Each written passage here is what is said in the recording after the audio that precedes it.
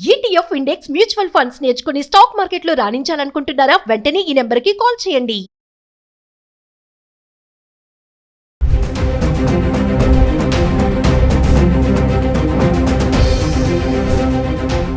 Hi viewers, India's largest digital media network Suman టీవీకి స్వాగతం. ప్రస్తుతం మనతో ఉన్నారు మోటివేషనల్ స్పీకర్ పద్మిని గారు. తల్లిని చంపడం అనేది నిజంగా అది ఎవరం అసలు డైజెస్ట్ చేసుకోలేకపోతున్నాం. ఎందుకు ఈ అమ్మాయి ఇలా తయారైంది, ఎందుకు అంత 10th క్లాస్ అమ్మాయి ఒక తల్లిని చంపేంత స్టేజ్కి వచ్చింది అంటే అసలు ఏ కారణాలు అయి ఉంటాయో ఒకసారి పద్మిని గారిని అడిగి తెలుసుకుందాం. నమస్తే అండి. నమస్తే రాధా. ఒక తల్లిని అంత ఘోరంగా చంపించింది అంటే అసలు ఏంటి, ఏం మాట్లాడుకోవాలో కూడా చాలా బాధగా ఉంది. రాధా, ఇది చాలా దురదృష్టకరమైనటువంటి సంఘటన. నిజాన్ని ఆడతనానికి, ఆడపిల్లలకి, ఆడవాళ్ళందరూ ఒకసారి ఇట్లా షాక్ అయిపోయాం. కదిలిపోయింది, సంఘమే కదిలిపోతుంది ఈ ఈ ఈ ఘటన వినంగా. నేను ఇది ఆడవాళ్లే కాదు, మగవాళ్ళు కూడాను భరించలేనటువంటి పరిస్థితి ఇది. ఇలా చేయగలరా, ఒక ఆడది ఇలా చేస్తుందా అన్నది ఎవరో మనం ఊహించిన పరిణామం. అందులో ఒక చిన్న పిల్ల, 15 ఏళ్ల పిల్ల, టీన్స్ లో ఉంది, 15 ఇంకాను టీన్స్ లో ఉన్న పిల్ల. ఏమిటండి ఎటుపోతోంది ఈ లోకం? ఇన్స్టాగ్రామ్ లో పిల్ల ఎవరినో చూసింది, వాడితో పరిచయం పెంచుకుంది, పెళ్లి చేసేసుకుందాం అనుకుని వాళ్ళిద్దరూ లవ్ లో పడిపోయారు. లవ్ ఎంతవరకు వెళ్ళిందంటే వాడింటికి ఈ పిల్ల వెళ్ళిపోవడం, ఈ పిల్లింటికి వాడు రావడం, ఇంతవరకు వచ్చింది. అది తల్లికి తెలిసిందిట. నేను విన్న విషయం చెప్తున్నాను. తల్లికి తెలిసి తల్లి అమ్మ నువ్వు చేస్తున్న తప్పు అని చెప్పడం, వద్దు అని చెప్పడం చేసిందని అంటున్నారు. కొంతమంది తల్లి ముందు ప్రోత్సహించి తర్వాత వద్దు అందని చెప్తున్న కొంతమంది చెప్తున్న విషయాలు ఉన్నాయి. అంటే తల్లి ఒక విధంగా ఆలోచిద్దాం. సరే, ఈ పిల్ల చిన్నప్పటి నుంచి కూడాను ఆ పాపలోను ఒక విధమైనటువంటి నెగిటివిటీ ఉందన్న విషయం మటుకు తెలుస్తూనే ఉంది. ఆ అమ్మాయి 2-3 ఏళ్ల కిందటే తల్లి మీద కూడా ఏదో కంప్లైంట్లు చేసింది అన్నది విన్నాం మనం. పోలీస్ స్టేషన్ లో కూడా తల్లి నన్ను కొడుతోందనో టార్చర్ చేస్తోందనో ఏదో చెప్తూను ఆ పాప పోలీస్ స్టేషన్కి వెళ్ళి మాట్లాడింది అనే, తల్లి మీద కంప్లైంట్ కూడా చేసింది అని అంటే ఆ అమ్మాయిలో బేసిక్ గా నెగిటివిటీ అన్నది తల్లి మీద బీజం నాటుకుంది. ఒక బీజం చిన్నప్పుడే వచ్చింది. ఈ పాప వాళ్ళ తండ్రి పోయిన తర్వాత తల్లి గారు మరొక మ్యారేజ్ చేసుకుని ఇంకో పాపను కూడా కనడం అన్నది జరిగింది. సో ఈ చిన్నతనంలో తల్లి బహుశా రెండవ పెళ్లిని పాప యాక్సెప్ట్ చేయలేక తల్లి మీద నెగిటివిటీని పెంచుకుందేమో అన్నది ఒక సైకాలజిస్టు సైకియాట్రిస్టులు చెప్పవలసిన విషయం. అది పిల్లల్లో సామాన్యంగా ఇలాంటివి జరుగుతూ ఉంటాయి. తల్లిదండ్రులు అనగానే వాళ్ళు ఆదర్శంగా ఉండాలి అని అనుకుంటారు, కానీ అమ్మకి నాన్నకి వీళ్ళకి కూడా కొన్ని నీడ్స్ ఉంటాయి, లేకపోతే వాళ్ళ జీవితం గడపడానికి కొన్ని అవసరాలు ఉంటాయి అన్నది వాళ్ళు అర్థం చేసుకోలేని వయసులో కొన్ని చూసేటప్పుడు వాళ్ళలో ఒక నెగిటివిటీని పెరిగే అవకాశం కూడా ఉంటుంది.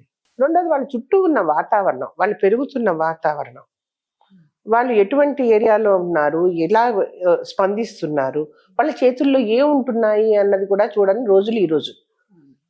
ముట్టి మే దునియా అని చెప్పేసి మనం ఈ సెల్ ఫోన్ తీసుకుని వెళ్ళి ఆ చిన్న చిన్న పిల్లల చేతుల్లో పెట్టేటప్పటికి వీళ్ళు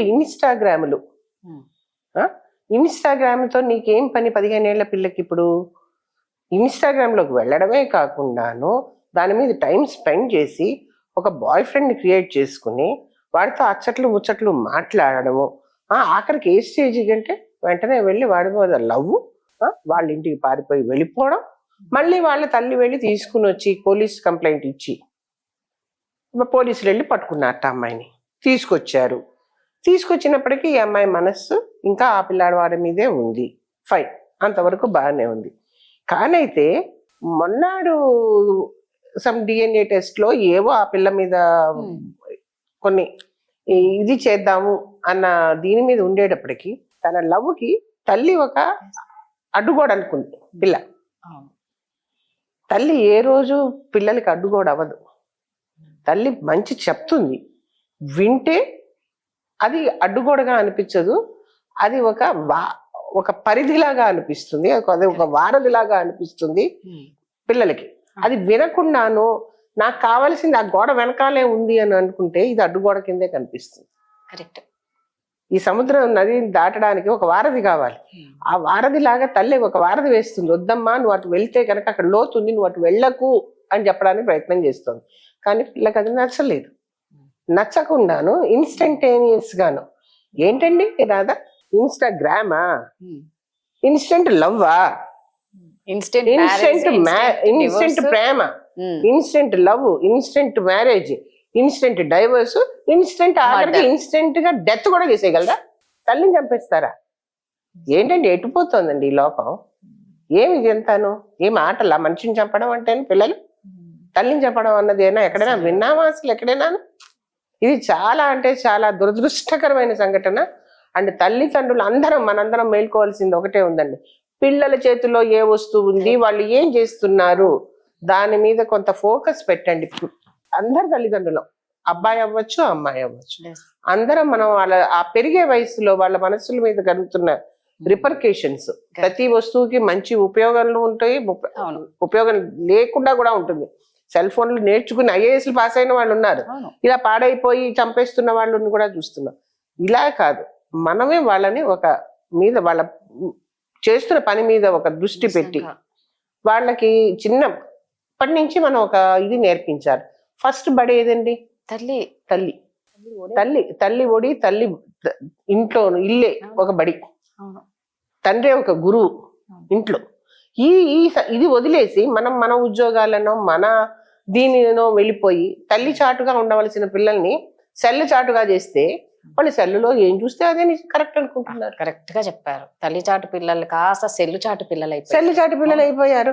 పిల్ల ఏడుస్తోందంటే పోగో పెట్టనా, లేకపోతే కనుక డిజ్నీ ఇది పెట్టనా, లేకపోతే ఇంకో కార్టూన్ నెట్వర్క్ పెట్టనా అని చెప్పి చూపించేసి, అన్నం కూడా వాళ్ళు అది చూపిస్తూనే పెట్టగలరు కానీ అది చూపించకపోతే పెట్టలేని తల్లిదండ్రులు ఈ రోజుల్లో తల్లిదండ్రులు అయిపోయారు.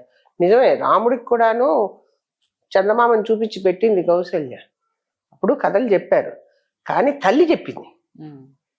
ఇక్కడ తల్లి కాదు, మీ మాధ్యమం చెప్తోంది. కరెక్ట్. ఆ మాధ్యమంలో అన్నీ ఉన్నాయి కాబట్టి వీళ్ళ దానికి అలవాటు పడిపోతున్నారు, తల్లులను దూరం చేసుకుంటున్నారు, బాంధవ్యాలు దూరం అవుతున్నాయి. అందువల్ల ఇలాంటివి జరుగుతున్నాయని నా అభిప్రాయం. రాధా, మీరు అన్నట్లు ఏంటంటే నిజంగా ఒక కన్నేసి ఉంచాలి ఇప్పుడు పిల్లల మీద. ఎంత ఉద్యోగాలు చేసినా, ఎన్ని వ్యాపారాలు చేసినా, ఎంత ఉరుకుల పరుగుల జీవితంలో మనం పిల్లలకంటూ సమయం కేటాయించకపోతే నిజంగా మీరు అన్నట్టు తల్లి చాటు పిల్లలు కాదు, ఇప్పుడు అందరూ సెల్లు చాటు పిల్లలు అయిపోవడం వల్లే ఇలాంటి దారుణాలు ఎక్కువ జరుగుతూ ఉన్నాయి. అసలు ఆ వయసులో ఆ ఆలోచనే రాకూడని ఆలోచనలు వస్తున్నాయి అంటే అంతా సెల్లు, మొబైల్ ప్రభావం. నమస్తే.